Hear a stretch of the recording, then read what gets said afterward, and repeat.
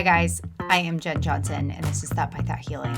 This last week I had the opportunity of being a guest on another podcast. If you haven't listened to Our Power Is Within, you should check it out. It is ran by Chasmith, who is quite lovely. So check out her podcast and social media. It's all about chronic pain, just like my channel is. She does not have a video element to her podcast. And so for YouTube, I'm just going to throw some, probably my logo up here. I hope you guys enjoy and I hope you're having a great week. And I will see you guys next time. Bye.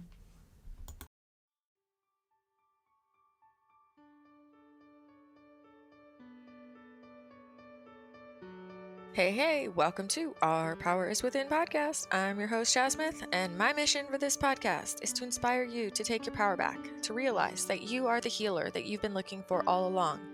We are capable of healing in mind, in body, and in soul.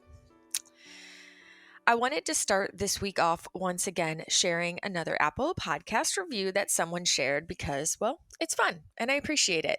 So, Winterling's Music says, in the depths of neuroplastic pain recovery, hope is sometimes all that we have, and this podcast brings an ocean of it. Thank you. Well, Winterling's Music, thank you too. I appreciate you taking your time to leave kind words and support this podcast so that other people can discover it and find hope as well. A new week equals a new challenge. But before I get started on the new challenge, I do want to ask if you guys have had a chance to connect with someone this past week. If you do remember and you listened into last week's episode, the challenge was to reach out to someone that you care about, whether it was a significant other, a friend, or a family member, and set up a time to connect with them. And that could have been in person or on the phone. It could have been out doing some activity or in your home, whatever worked for you, wherever you're at in your recovery stages. So let's see. What did I do this week? I actually had the best time connecting. I really, I really feel like I really put myself out there and had a good time doing a few different things. So one of the things I did was I went to a coffee tea wine bar with 4 other girlfriends. A couple of them didn't know each other and I brought them all together, which was really fun. I went and played video games with another friend at an old school arcade, which is something I just love to do every once in a while. I love to just like take an hour and just go act like a big kid playing those old school games like Pac-Man and Galaga. And then I also went and caught a sunset with a bike ride with my neighbor. And it was actually her first time to see a sunset at the dock here in town.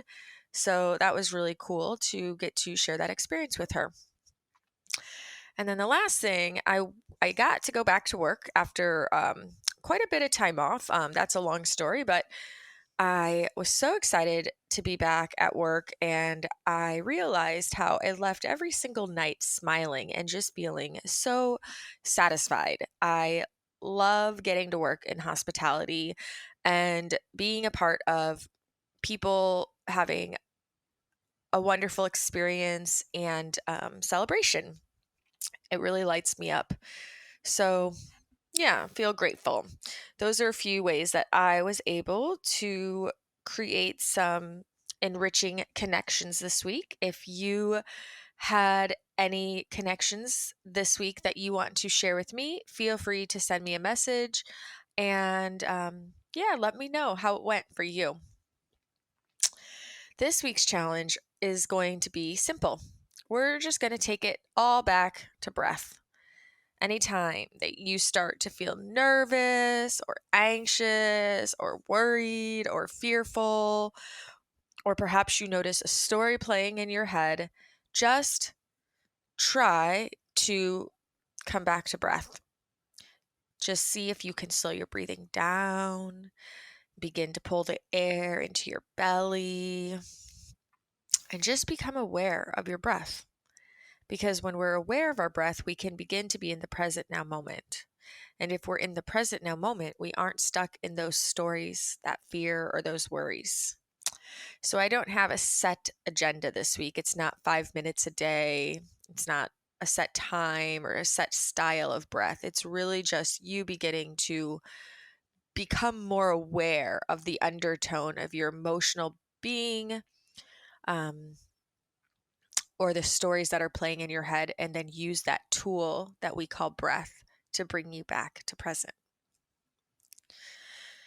Our guest today is Jennifer from Thought by Thought Healing, and Jennifer joins us today to share her personal story of overcoming and recovering from a laundry list of chronic symptoms, and she shares how this journey has changed her life. She now continues on her journey of growth while also supporting other people along the way as a coach. And I love testimonials. I love hearing all the different ways that people approach healing and the different journeys and the different trials and tribulations and how we've overcome them and the growth that we experience through this healing journey that far supersedes the relief of physical symptoms. So I'm excited to share this one with you today. So let's go ahead and introduce Jennifer. All right, I have Jennifer with Thought by Thought Healing with us today to have a fun conversation about healing. Thanks for having me. Yeah, you're welcome. Thanks for being here. So, yeah, I want to actually get right into you. So I Perfect. think a really good place to start is I know that you're now doing your own podcast and you have your own coaching practice, but obviously you had to get there somehow. And so I'd love if you could share with the listeners a little bit about your journey, maybe where like the bulk of it started and what you kind of spent time recovering from and just what that recovering and healing journey was like for you. Yeah. It's always such a interesting thing to start talking about your journey because for me, I'm kind of like, where did it start? When did this start? And I think that my first symptoms that I can remember now that I understand symptoms was probably, let's see, I'm 42 now and I was probably like 21. Um, and they were like stomach symptoms, but I didn't understand what was happening at all.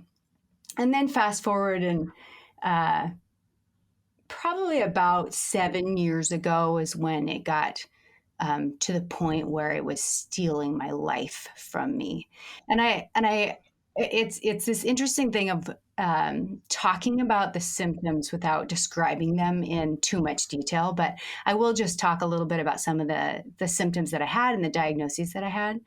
Um, so I had been given the diagnosis of fibromyalgia, central sensitization, which is just a fancy word for TMS, torn rotator cuff, IBS, carpal tunnel, SIBO, which is small intestine bacteria overgrowth, TMJ, stress headaches, back pain, foot pain, high arches, or too high of arches, uh, plantar fasciitis. I'm reading from a list right now. I feel like I could go on forever. I just had whole body pain. And I didn't understand.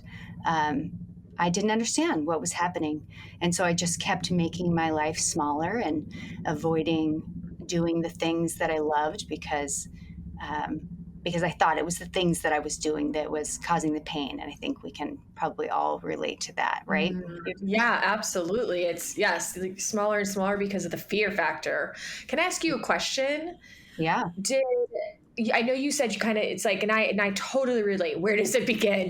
Because Yeah. the more that we learn about this, the more we're like, oh shit, this might have actually started back when I was a kid. That thing I thought was actually physical might have actually been, something else to begin with. But yeah, this is a huge list. So was this just like a slow build? Did it all come on at once? Like, were you like, what was the timeline like in terms of getting these diagnoses and experiencing this vast array of symptoms? Yeah, I think that most of it was a slow build, and then a bunch of them kind of hit I'm going to say at the same time, but meaning they moved around, and one, was worse than the other, and during certain months, um, and so. the fibromyalgia, the central sensitization, which means all over full body pain, that was more the 5-7 years ago piece. And the rest of it was just things like the TMJ and headaches and back pain. Those were things that were more of a slow build. And I think it's really easy with TMJ and stress headaches, even like the torn rotator cuff, quote unquote, which was not what it was, the carpal tunnel, all those things, because I quote unquote had a reason for them. So yeah, like you mentioned, I'm a chronic pain coach, but I'm also an interpreter for the deaf and hard hearing. And so I use my hands a lot. So they just told me, well, you probably have carpal tunnel from using your hands so much. So because I kind of had these reasons for all of them, the torn rotator cuff was from camping. There was something that I could point to. It didn't quite send me into the pain or the fear cycle as to when I started getting full body pain, and I didn't have an answer for it. What was causing these things? And so once I started getting symptoms that the doctors didn't really have a reason for, that's when I went into fear mode. And then there was just this huge onset of symptoms. Does that make sense? Absolutely. And thanks for just clarifying that so we kind of understood. Yeah, and I think just some of those things I just want to mention, like the carpal tunnel. I want to be clear that I did not have carpal tunnel. So I was diagnosed with it, and I had pain that was similar. The description was the same as carpal tunnel, but I did not have a pinched nerve. And so that is true also of SIBO. Like I tested positive for SIBO, small intestine bacterial overgrowth. But once I started applying TMS or mind body methods to it, I realized that I didn't actually have those things. Right. Yes. And I'm so glad you clarified that, because I mean, that's like a thing. And I'm sure we'll either get into this, or I'm sure you've read like some of Dr. Sarno's work, right? At this point, I don't know anyone who's knows TMS and hasn't. And he even says in one of his books how like we call things, or we've come to understand things like carpal tunnel, and it's like all widespread, and we think everybody has it now and everybody's getting all these specialized computer stations. But then he gives that example of what's the excuse then, like, 50 plus years ago when women would sit for 10, 12 hours at a time on these typewriters that are definitely not user friendly, and no one had it. No one even knew what it was, Yeah, I find this concept of there being popular pain syndromes to be really interesting. Right. Yeah. Yeah. Popular, or like, as he said, in vogue. Like the brain learns what's popular right now.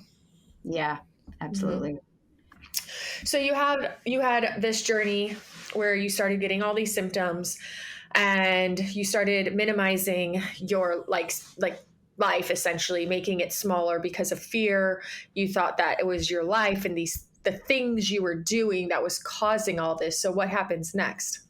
Yeah. Well, it just became tiny, I still, well, I do again, West Coast swing dancing, which is like modern swing dancing. And so I did, back in the day, I'm going to call it low level, competitions. And I loved it. I loved dancing. And as my feet, became my feet became the central point of my pain. And when your feet are your pain, you can't walk. And so I clearly had to give up my passion of dancing. So I stopped dancing.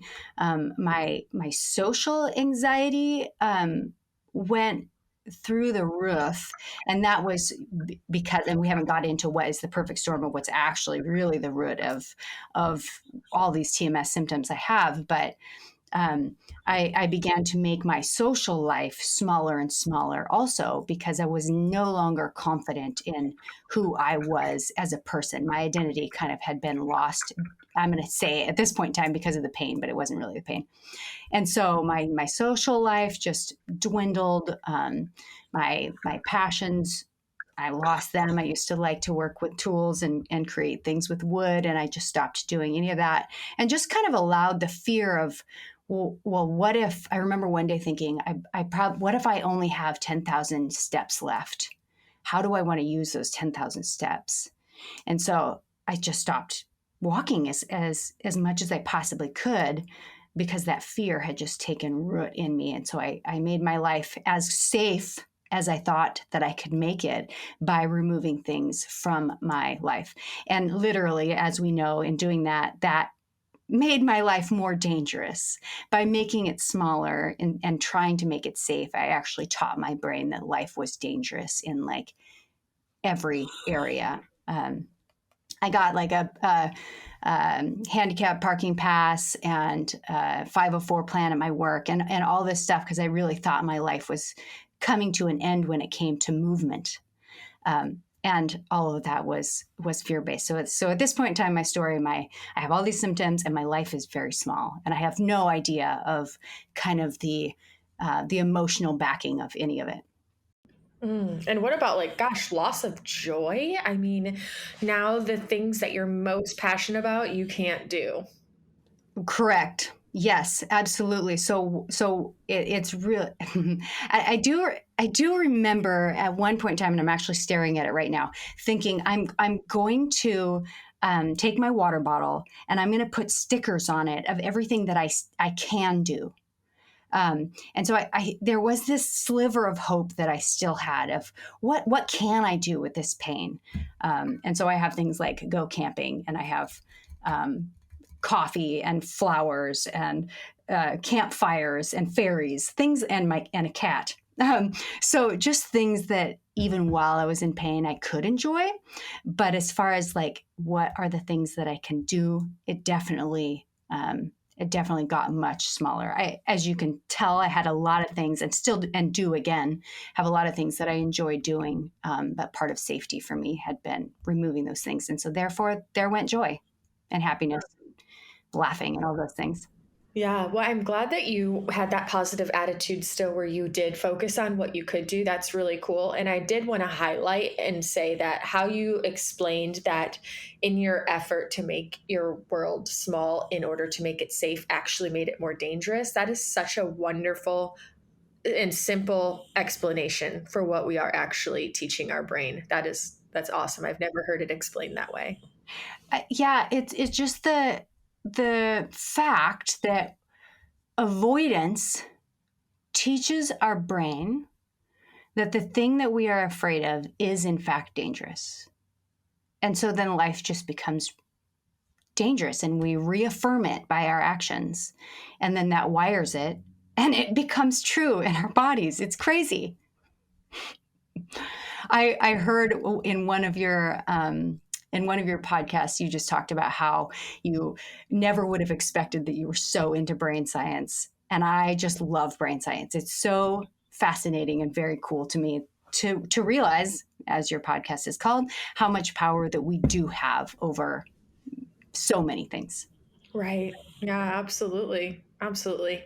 So, where did you first learn about Dr. Sarno and just mind body medicine and kick this, like the healing into gear? Yeah, it's all backwards for me. I heard of Sarno last. So let's see, how did it all start? I'm going to start with at one point in time realizing that journaling and my relationship with God, so I'm a Christian, had become dangerous for me. And it was really toxic for me to write or to journal. And so I had these journals, like 7 years of journals that were full of repetitive fear. So just writing about shame and guilt and fear and judgment and just all these really distressing emotions. I had 7 years of journals. And I realized at some point in time, like something's wrong here. And I need to burn and get rid of these journals that are full of this, I know now that every time I wrote about it, I just wired it. And so I decided to go camping by myself, and I went camping, and I took my 7 years of journals with me, and I went out and I took each of those pages that had all like these emotions on them, and I ripped each one out and summarized the emotion that I was feeling: shame, regret, fear, whatever, anger. And I ripped it up, crumpled it in a ball, and threw it in the fire. And that was my way of giving it to God and just burning it up and just saying, I don't want to carry these emotions anymore. And it was really during that trip, I just really realized that my emotions were really powerful in my body, but I still didn't realize that they were related to my pain. Um, and but then I was reading a neuroscience book by a Christian author about just emotions, and I started thinking, like, wait a second, there's some power in my emotions. Like, I think I had always thought that emotions were something to avoid, and they were not good. They were not something that we were to move towards. They were something to get rid of. Um, and so, which I think is pretty common of people with TMS. Yeah, yeah. Did you, I'm going to ask you two questions. One, being a Christian, having faith in God, at any point when you were just on this kind of downward spiral, did you ever doubt God, or did you ever have that mindset like, why are you doing this to me? Why is this happening to me? Or did you like stay steadfast in your faith and trust that there was a reason behind it all? 100% doubted it. Uh-huh. Uh-huh. So when I work with clients, which I know we're not there yet, but there are so many areas that we can have danger in, and fear. And if you fear the God that loves you, or you fear your religion, then it no longer is a safe place. And so for me, part of healing had to do with realizing that I had a concept of my God that was not true. And I feared him. And in that fear also came doubting. What if he's not real? First of all, and if I feel all this shame and anger and frustration from my personal life, what does that say about God? So a big part of my journey does have to do with whether or not God was good and whether he was dangerous for me or not. And I actually think that is some, like, we all have uh, groups of people that we click with. And so for me, I like to work with people who are Christians that are struggling with that. So yes, to answer your question, I think that was a big part of it. In the same way as if you grow up with a family that is dangerous, if you're in a relationship with a God that is dangerous, then it's going to have the same effect on your nervous system and on your pain level. Mm-hmm, absolutely. That's a really good point. Thank you for making that. And also, isn't it so interesting how unique everyone's healing journey kind of is, and what really resonates or works for one person versus the next? Because here you are having this epiphany, realization early on before you even realize that it's connected to your physical symptoms, that your journals are heavy and not serving you.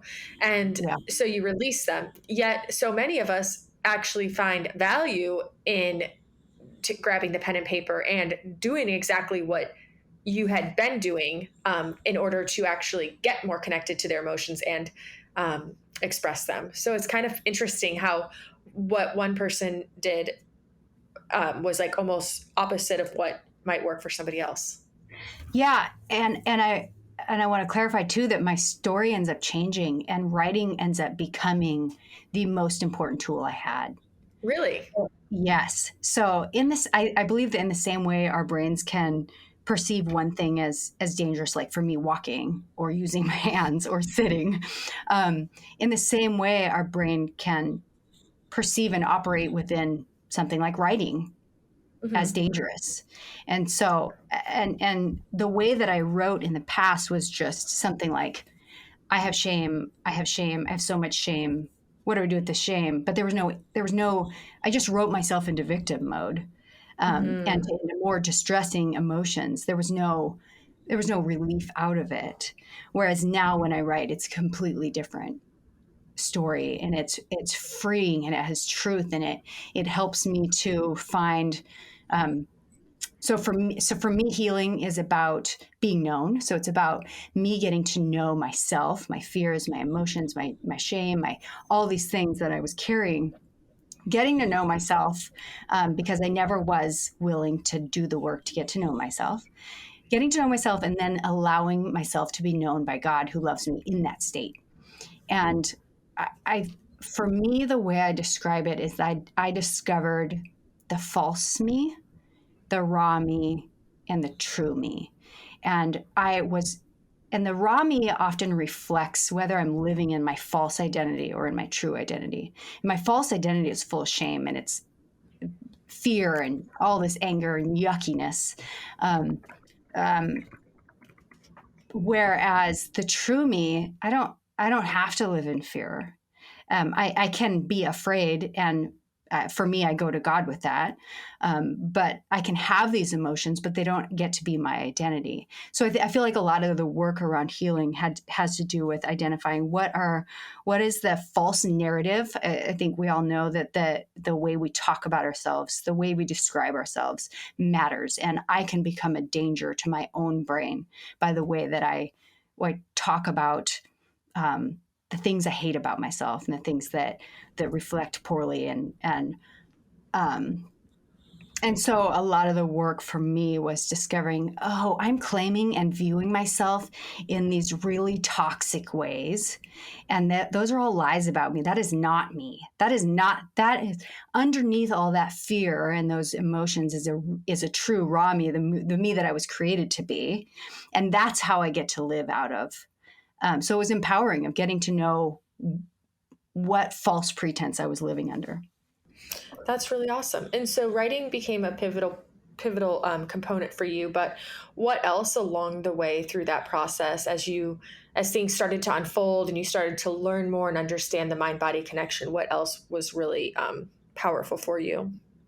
Yeah, so I think I'll go back just a little bit. And after that camping trip, I was just once again researching, what causes foot pain, and trying to find like what was the source of this pain that I had. And I found this physical therapist had a description. He basically said like central sensitization is when your fight or flight nervous system is activated chronically, and you don't have to get your rest and digest to be engaged. And I read that, and I was just like, that is 100% me. I am completely in fight or flight all the time. And so that, I mean, literally in that moment, I knew I can heal then. I can do this. Like, that's me. I didn't know it was called TMS. I didn't know it was neuroplastic pain. I didn't know about the mind-body connection.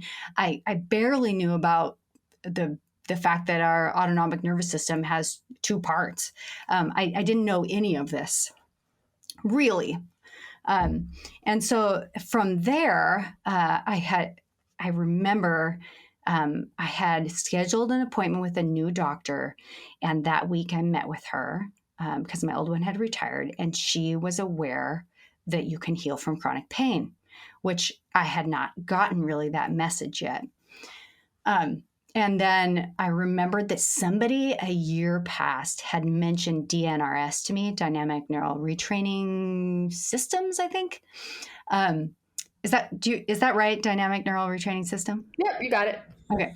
And so I bought that program and went away for 3 days and just threw my all into that program, knowing, and I mean, I just knew that I was going to heal. And I think that served me well, because once I heard of it, I wasn't like, oh, maybe, well, that's interesting. That was a false statement. I did still think my stomach issues, because I had a SIBO test that was positive. So I thought that my stomach issues were probably structural, but everything else was going to be what they call it, limbic dysregulation or something. So I took the program, and I saw maybe like 20% decrease in pain, maybe. But it was enough that it reaffirmed to me, yes, I can do this. So I did that for a couple months, and it was helpful. But I knew that the tools that were involved in that were a good start, but I could tell they weren't enough for me. I needed to do more of the emotional work. So then I started telling a friend of mine, as we all do, we try to save our friends. And so I tried to save one of my friends who also has neuropathic pain. And she did some research and came back and told me about Curable. And so then I was like, well, what is this thing? So I looked up Curable and got on the Curable app, and then found out about Howard Schubiner. And so I did Unlearn Your Pain. And so that's how I discovered writing. That's where I got to writing being a tool. And it was just life-changing for me to realize all these emotions, all these past experiences were still playing out in my nervous system because I hadn't really dealt with them. So I think that writing was my was my favorite tool. I do a lot of talking to my pain.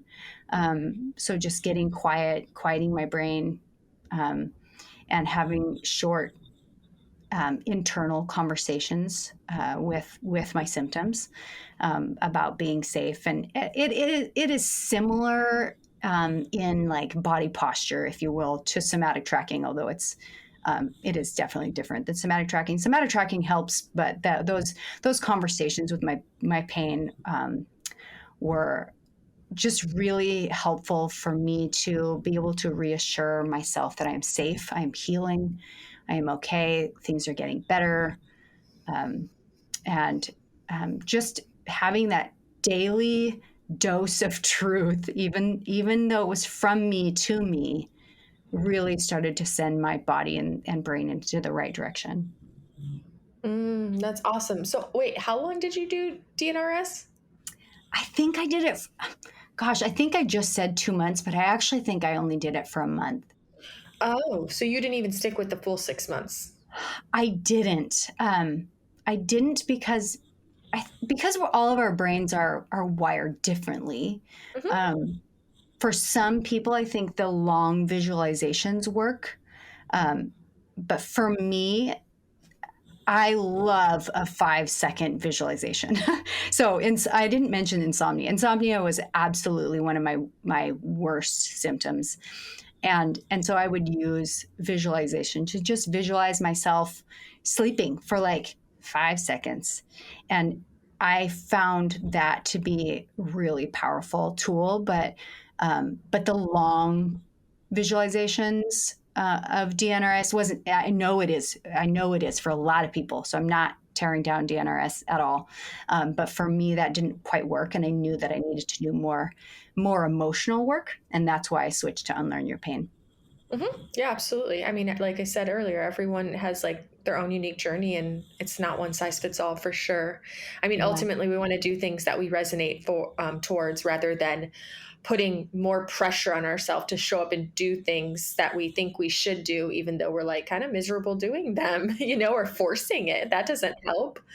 Yeah, and Unlearn Your Pain is such a fantastic. I have that book. It's so thorough, and it's such a great guide. Yeah, in traditional TMS methods or personality traits, I definitely did. I think everything in that book, from first page to last page. Well, that makes sense. Yeah, Hence the laundry list of symptoms. yeah, absolutely. And so I think a little bit just about my personal story, and I'll just dip into this a little bit, is that that perfect storm, everybody's is different, but for mine, I was going through I was in a relationship where my partner had an addiction. And I'm not talking negatively about him at all, but I am saying that I taught myself and I learned how to be hyper vigilant and how to look out for ways that I might potentially be hurt in the future. And so I basically taught myself how to be on the lookout and on the alert for ways that I might hurt in the future. And so I taught myself to be paranoid almost. And then at the same time, I ended up ending that relationship, which I had a great amount of fear around the fact that I ended it. And so there was just this big kind of blow up of life wasn't quite safe. It didn't feel safe, but I taught my brain how to perceive it as even more dangerous than it was, if that makes sense. Absolutely. And I love how you are speaking from a place of responsibility, and it's not Mhm. about fault, blame, shame, or guilt. It's just like literally looking at how it's like not like you were conscious like I'm going to teach myself to be hypervigilant. It was more like this undertone, and through actions and reinforced patterns, like you're strengthening like certain neural pathways. And yeah, you're just speaking from such a place of responsibility, which is so powerful, right? Because when we take that personal responsibility standpoint and we take our power back, then that's where the magic can happen, because we are literally taking back our ability to heal. Yeah. Blaming doesn't help us at all in healing from chronic pain. No. Yeah. And I think, unfortunately, that there's often a misconception. I've seen and heard and witnessed this often, that, like, when there are teachers, coaches, influencers, like people in the healing community that talk about personal responsibility and how we are where we are because of like our own actions, choices, decisions leading up to this moment, a lot of people get very defensive about that, and they think that it's about blaming or fault. And I just think it's so important to highlight that we're never ever saying that we're to blame or we're at fault. But again, like, we're responsible. And the coolest thing about that is if you can sit here and say, I taught myself hypervigilance, I taught myself um, through this, I led myself into like somewhat of a paranoia. The powerful part of that statement is that if you taught yourself how to be hypervigilant, you can teach yourself how not to be hypervigilant. Yep, absolutely.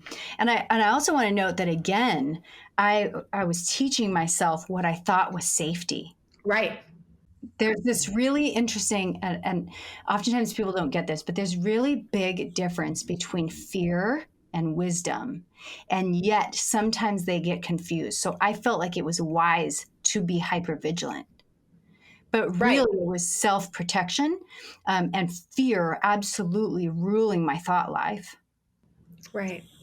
And so I think it's really important to look at what are we avoiding or what are we fearing, and is the motivation for our actions, is it fear or is it love and freedom? Mm-hmm. When you started really getting into DNRS and then the curable and then unlearn your pain, at what point did you really start to begin to experience freedom from symptoms and start to really get relief, where that belief system got stronger and stronger? Like, oh, I'm getting better. This is possible. Hmm. I remember at one point in time turning to my sister and saying, "This is way harder than I thought it was going to be." Not that it's hard. It's not. It's not hard. It is a commitment, and it is. It is. mm, It is being comfortable in it taking a little bit longer than you want it to be. It's having the hope through the times that it doesn't seem to be going as quickly as you want it to go. Mm-hmm. And so I think, yeah, in that first month, I probably saw like 20%, which was enough. And then I think at 6 months, I was like 60% pain free, which means 60% reduction in intensity Mm-hmm. and 60% reduction in amount of time that I was in pain. So I was having chunks of like, 4 or 5 days without pain, and then it would come back or whatever. And at that point in time, I remember thinking, even if this is as good as it gets, I am so thankful for it. I will take this. I can live my life. I can continue to work, because that was in question for me. And I think I had reintroduced dancing. No, I had not reintroduced dancing because it was the beginning of COVID. So that was definitely not part of that. But I had started to reintroduce a lot of movement. So I think I just had so much gratefulness for the things that I was able to do. And I call myself healed now, which I actually asked Dr. Howard Schubiner about this one day, and he said that I believe it was actually his assistant that responded. So I want to make sure that I quote the right person. But she said that at around 90% is where you want to start claiming I'm healed, because we don't heal how does Nicole Sachs put it? You don't heal from the human condition. I think she says we don't heal from the autonomic nervous system. We don't heal from having a danger signal. These are things that we are created with and we have. So there are times in my life that I feel slightly not safe emotionally, and so I occasionally have a symptom that I now know how to handle. But I would say at about 9 months is when I was healed. Mm-hmm. That's when I would say that life was exactly what I wanted it to be, without having the symptoms hinder anything that I wanted to do. I mean, yeah, that we talk. I mean, I think this comes onto the podcast all the time as a discussion, which is that to say you're healed does not mean to say that you're never going to have a condition or a symptom again. And I think that's so important to highlight, because I think it's a misconception sometimes in the healing community where people, again, going back to pressure, put all this pressure on themselves, and they see other people that share testimonials or stories or who are coaches, and they assume that because somebody says they're healed, that they just never experience a symptom, a pain, an ache, a distress in their stomach again. And then if they have these symptoms sometimes present themselves, it's like they feel like they're failing, or they're not doing good enough, or they're doing something wrong still. And it's like, no, you're just being a human. Right. But the cool thing is having the tools, and then being able to have the awareness to be able to notice when you're having an experience. And then rather than reacting in fear, you probably now are just approaching it with so much more ease and faith. Yes. And just today, I was realizing that when I get these little symptoms, I actually think I treat them kind of like a toy, mm-hmm. Or I'm like, what can I do with this symptom? Like, what's behind it? How can I play with it? How can I shape it? How can I change it? Just kind of in this exploratory sense. Most of us who have healed also see it as a gift of some sort. And it's so true, because when I do have a symptom, it means that I am living out of a false identity of something I'm not, that is normally for me based in some sort of fear. And so it's a gift, but it's also just this, it's just kind of interesting. And so, no, I don't respond in fear to it 90% of the time. I'm human. So on occasion, I will be annoyed and not want it at that point in time. This last weekend, I was trying to multitask for 24 hours. I was trying to do 2 things at the same time, and I'll spare you the details, but our brains they're not intended to do that. And I was trying to get literally 2 really important pressured things done at the same time. And at some point in time, I was like, I can't do this. And my body was saying this is not good for you. And so I listened and just let go of one of the things, and my symptoms got better. But I had to play around with it and think about okay, what's happening here? Oh yeah. I'm feeling pressured to get too much done. And I think most of us who have healed also have discovered there's something around urgency that and time that we struggle with. There's some sort of feeling that we have to accomplish or get a lot done. Was that part of your story at all? Oh my God. Times 1,000. I think there's 2 components to that. One is just, again, learned behavior, maybe stemming from childhood upbringing, parents, I don't know who or how, but just always a sense of urgency. Although I was with my mom recently and I realized she's always in a hurry. She's always like, come on, let's go. And then she walks really fast when there's not a reason to. And then it's rush to make a decision. So I thought, oh shit, maybe that's where I learned it from. But set that aside. I think we exasperate it and reinforce it often when we are in physical pain, or, anyone who has like chronic fatigue, or, I mean, just any kind of pain, any kind of dis-ease in the body that limits us, because on the days or moments you feel good, you like get into this mindset that you got to get it all done because you don't know when you're going to crash next. You don't know when you're going to not feel good again, or you're thinking about the last 5 days you spent in bed and didn't do all the things you wanted or needed to do. That's interesting. I have not thought about it from that perspective. Yeah, absolutely. So it's definitely reinforced. I mean, I think there's a thing, I don't know if you had any experience with fatigue, but I know a lot of people who say when they're fatigued and going through healing, that they like almost like try to manage their energy units. So it's like part of that getting small, you cut things out and you like try to prioritize like what's the most important thing that I can get done while I have energy today. But yeah, I think on the good days, what you also try to see how much you can squeeze in. Yeah. Get it done. Because what if I don't feel good tomorrow?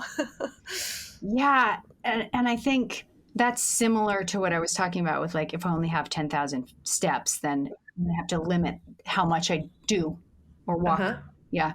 Yeah. Yeah. I think too, there's this personality trait that we see in TMS of people that are driven. And that's totally me.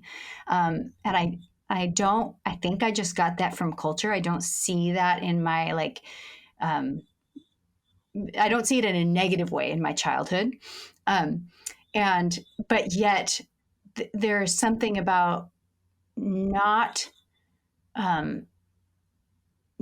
being able to rest while not producing, that I had to work really hard on that. How do I rest? How do I have peace if I'm not doing and accomplishing 5 things off of my life to-do list and 12 off of my daily to-do list?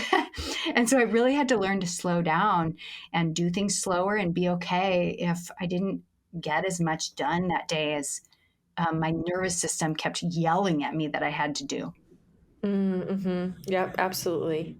So speaking of that, do you feel like through this whole journey, you're, rewiring your brain, you're learning about your emotional states, your healing elements, you're learning that rest is okay, that you don't always have to have everything accomplished at once. When you're looking at your life today and you're looking at your life, let's say 7 years ago, do you live a different life? Do you approach life differently? Or did you kind of get better and just default back into the old habits? No. And this is, I think we'll have this in common. Once you start to understand, I have power over whatever this pain, or I can understand, let's just say I can understand the science of what this pain is and how to work with it. You end up being able to apply that to so many things in your life. So the fact that I have my own YouTube channel / podcast, and a coaching business is not who I would have been 7 years ago. My fears absolutely would have stopped me from that. And so being able to use this work to, I don't know, to embrace life, to embrace the real me that God made me to be, and to let those fears go. Because fear of symptoms is like, for those of you listening, like, we empathize. It's not an easy thing to let go of the fear of the symptoms. But if you can do that, you can definitely let go of other fears and things that are stopping you, and really just embrace other areas in your life that danger signal is affecting. So I would not give up. Ooh, this is hard to say. I think it was worth what I went through to be who I am now, and to not live in emotional fear, barring all the physical pain. It's empowering, and clearly from your podcast, you have discovered that also. Absolutely. That's awesome. So, as far as your coaching practice, how do you take what you've learned through your journey and integrate it into a practice to support other people? Do you do group coaching or just one to one? And is every person a unique experience? Yeah, I don't do group coaching. I do all one-on-one. And basically I have a 7 session course. I also have a 2 session course, but I don't actually suggest it because, well, I don't know. I feel like we need more. But I we work on things like your relationship with your pain, subconscious emotions, personality traits. I feel like is just a huge one and really powerful if we start getting into personality traits because they're with us all the time. And so starting to look at that and look at each of my clients like their personal personality traits that are playing into pain. So that's how I address it. And I like to pretend like the sessions are like 2 are for this and 2 are for that and 1's on this, but really I just meet my client exactly where they are and work on whatever underlying emotional component is contributing to the pain at that time. I use all the tools based on my client and what works with them, whether it's somatic tracking or talking to your pain or journaling. I have something called somatic redemption that I use. Many different tools, as you know, that every doctor and coach has their own sets. So yeah. Absolutely. And I know because we've very briefly mentioned, but we know that you have a faith base and you are Christian. And I Yes. know Yeah. that your faith definitely was an integral part of your healing journey. Now, as a coach, do you primarily work with faith-based clients, or do you work with anybody of any faith and religion or spirituality? I definitely work with anybody. I will say that most of my clients that come to me are Christians because they're drawn to that. They want that perspective. They want that scriptural backing because the more and more I understood the mind body connection and how our beliefs and our thoughts and our emotions and our behaviors play into our bodies, the more I just saw how that paralleled with scripture, with the Bible, with Jesus. And so I talk about that a lot on my YouTube channel. And so that is tends to be the demographic that reaches out to me. But I have definitely worked with people who are not Christians, and the science is science. So whether you I don't know. I think God created us in this way that He does give us the power within. So my program is not exclusive to Christians. Awesome. And you mentioned very early on that there was a Christian neuroscience book, which was one of the first things that you stumbled upon to learn about this stuff. What was that for anybody who's listening that might be interested? Yeah, it's called Anatomy of the Soul, and it is by Kurt Thompson, Anatomy of the Soul, and he does not talk about pain, although he does talk about the nervous system and a few symptoms. But he more gets into the importance of emotions and that part of our brain, the limbic system, and how that is really important to pay attention to. Because I think we often ignore our emotions and think they're not important and things to be shoved under the rug, and it is in fact opposite. So, yeah, it's a really, really great read for anybody interested. Awesome. And I do want to ask you before we have to go the question I ask every guest at the end of the show, which is if you could only share one message with the world for the rest of your life, what message would you want to share? Oh, I have to say, God is good and He loves you. That is the message I have to say. Because I think there's just a big misconception, especially even in the Christian community, that there's just so much um, shame around it, and I think that's a lie. And yeah, you're loved. You're loved. Yeah, I think that is really good because you're absolutely right. There is sometimes a misconception, and especially in a lot of the religious sectors, like you're almost taught like to fear God, and you become so afraid of doing things or sinning or making a mistake or something that would be considered a sin, or and then you are there's judgment and shame and guilt, and so yeah, Right. it's but it's there's a different way to see it too, a more Yeah, and I beautiful think way. that idea of fearing God, I found this to be really interesting. Is more about an awe of God, being in Mhm. awe of God, and being in awe of God versus being scared of God is going to have a completely different response in your nervous system. So awe actually has like this peace and all these really healing chemicals that are released into our bodies. And so when we are in awe, just like when we're outside on a hike or looking at something beautiful, that is very calming and peace giving. But when we were in fear, we're full of stress hormones, and that obviously contributes to the pain.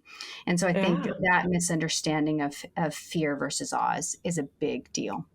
Yeah. Absolutely. And you could even transfer that and see that as being, could we learn to replace? Because they always say, like, it's awesome to release something like fear, but replace it with something. Could you Yeah. replace the fear with awe, even when you're looking at your body? And rather than being afraid of symptoms, be in awe over the idea that your body is actually always working towards balance, harmony, and healing, and that symptoms don't necessarily mean that something is bad happening in your body.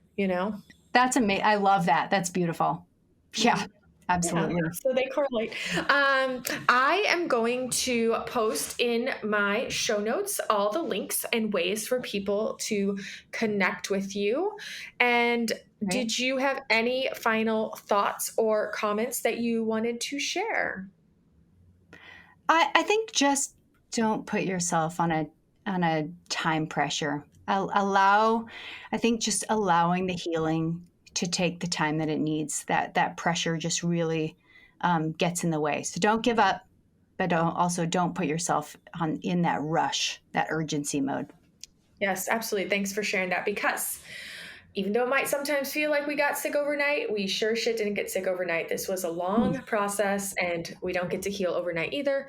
I mean, and maybe we can. I don't want to limit us. Maybe sometimes there are certain miracles and things where that happens, but to not rush it is a very valuable lesson. Jennifer, thank you so much for being here with me today. I really appreciate what you're doing in the community. And I appreciate that you have stepped out of your fears and that you're living this new life, that you're leading by example, and you are creating this willingness within your own heart to be seen. I know that is going to provide so much value moving outward and flowing into the universe. Awesome. Thank you. And thanks for having me. And that is a wrap. If you have found any inspiration out of today's episode, please share it with a friend or share it on your social media and tag me at Our Power Is Within. Also, don't forget there is a link at the bottom of the show notes where you can make a monetary donation to the podcast future episodes if you found value in this podcast over the years. You can donate as little as 99 cents a month. Remember to come back to breath, and until next time, make this week great.